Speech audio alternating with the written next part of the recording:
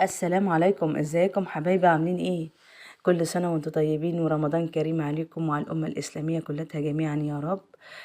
وكلتكم بخير إن شاء الله.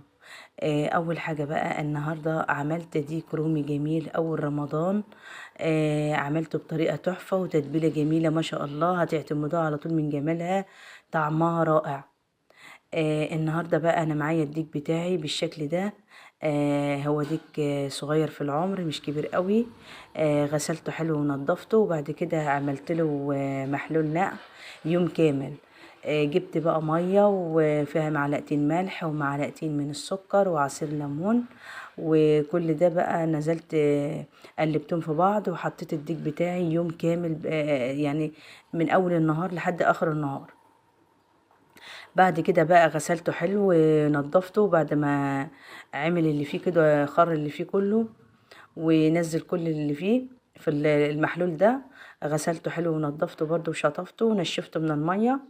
وجبت بقى التتبيله اللي انا عملتها دي تتبيله كده على الناشف يا جماعه. اول حاجه جبت ملح معلقه كبيره وفلفل اسود نص معلقه صغيره وقرفه برضو نص معلقه صغيره وتوم باودر وبصل باودر.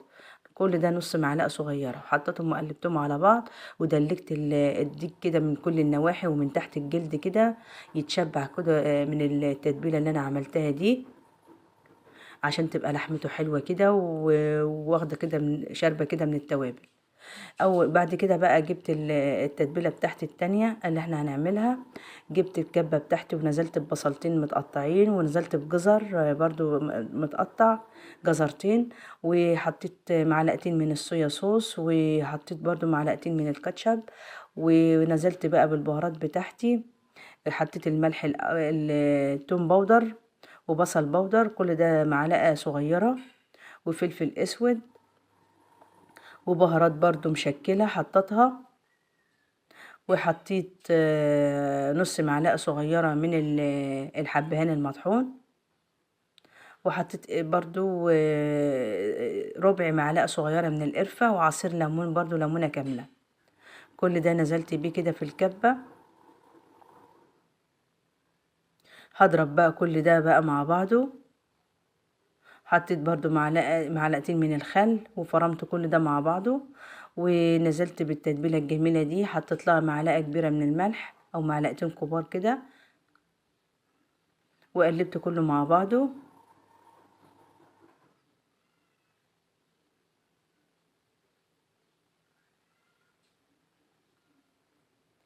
جبت الديك بتاعي بقى وكل التتبيلة الحلوة دي، بدأت قال انا ايه ادخلها كده في الديك من جوه كده وادلك حلو برضو، اشبع اللحم بتاعه كده من كل النواحي عشان يبقى شارب التتبيلة الحلوة الجميلة دي.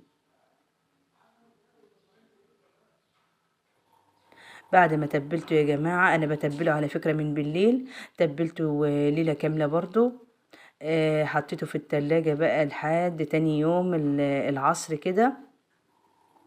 احنا بقى طبعا صايمين، وقلعت عليه حوالي عن الساعة 2:30 كده.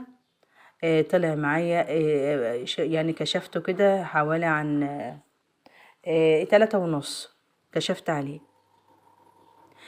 بعد بقى ما حطيته في التلاجة ليلة كاملة، دحنا تاني يوم بقى العصر كده. جبت الصاج بتاعي وقطعت شوية من الخضار، جزر على بصل على بطاطس على كوسة، اي نوع خضار عندك حطيه. وكنت شايلة برضو شوية من التتبيلة كده علشان اقلب التتبيلة الحلوة دي مع الخضار تشرب من التتبيلة. وبعد كده بقى حطيت الديك بتاعي في النص كده في وسطهم بالطريقة دي. جبت بقى الورق الألمونيا بتاعي وبدأت ألف كل بقى الحاجات الحلوة دي. أهم حاجة يا جماعة اللي احنا نغطي الديك حلو. حطيت شوية كده من الخضار برضو في قلب الديك من جوه، والشوية التتبيلة اللي كانوا فاضلين يعني كده مكان الديك حطيتهم عليهم. وجبت الورق وقفلت حلو من كل الاتجاهات كده علشان ما يبقاش مهوي خالص، لان احنا عايزين البخار بتاعه ده هو اللي يسوي، يعني يسوي نفسه بنفسه كده ما يطلعش منه البخار خالص، هو اللي هيسوي البخار هو اللي هيسويه. بالشكل ده قفلت عليه حلو من كل الاتجاهات. بكون مشغلة الفرن يا جماعة على درجة حرارة عالية لمدة ربع ساعة كده عشان يبقى الفرن حامي قوي. اول ما تدخلي الديك على طول هتسيبيه على درجة حرارة 200 يعني. هتسيبيه بقى ياخد ويدي كده لمدة ساعة بالكتير. هتكشفي عليه هتلاقيه استوى ما شاء الله. لو هو صغير في العمر مش هياخد معاكي وقت. هتلاقي شوفوا ما شاء الله مستوي ازاي. كشفت عليه وسبته تحت الشواية خد اللون بالشكل ده. وخدت بقى منه الصوص بتاعه. قلت اعمل بيه بقى شوية رز بسمتي جميل بقى جنبه كده. جبت حلة على النار نزلت بمعلقتين من السكر سبتهم لحد ما كرملوا كده بالطريقة اللي انتوا شايفينها دي. وبعد ما كرملوا بقى خد الصوص بتاع الديك اللي كان نازل منه كلته. نزلت بيه بالشكل ده. شوف الصوص جميل ازاي. خدته بقى كده ونزلت بيه على السكر المكرمل بالراحة كده واحدة واحدة وانت بتحطيه علشان خاطر ايدك ما تتحرقش. وبعد كده بقى زودت مية مغلية برضو معاه عشان اكمل المية يعني بتاعت الرز. المقدار بتاع الرز حطيت بقى عيدون من القرفة حطيت ورق لورا. حطيت البهارات بتاعتي برضو والصوص صويا صوص حطيت معلقتين. وحطيت كاتشب برضو معلقتين. والبهارات فلفل اسود قرفة كل ده معلقة صغيرة. وحطيت بهارات بتاع حطيت مرقة فورية يا جماعة. لو ما فيش مرقة فورية يبقى حطي مكعب مرقة. وحطيت الكاتشب معلقتين برضو. ومعلقتين من الزبدة. يبقى احنا حطينا البهارات قرفة وفلفل اسود وتوم باودر وبصل باودر. وحطيت مرقة فورية.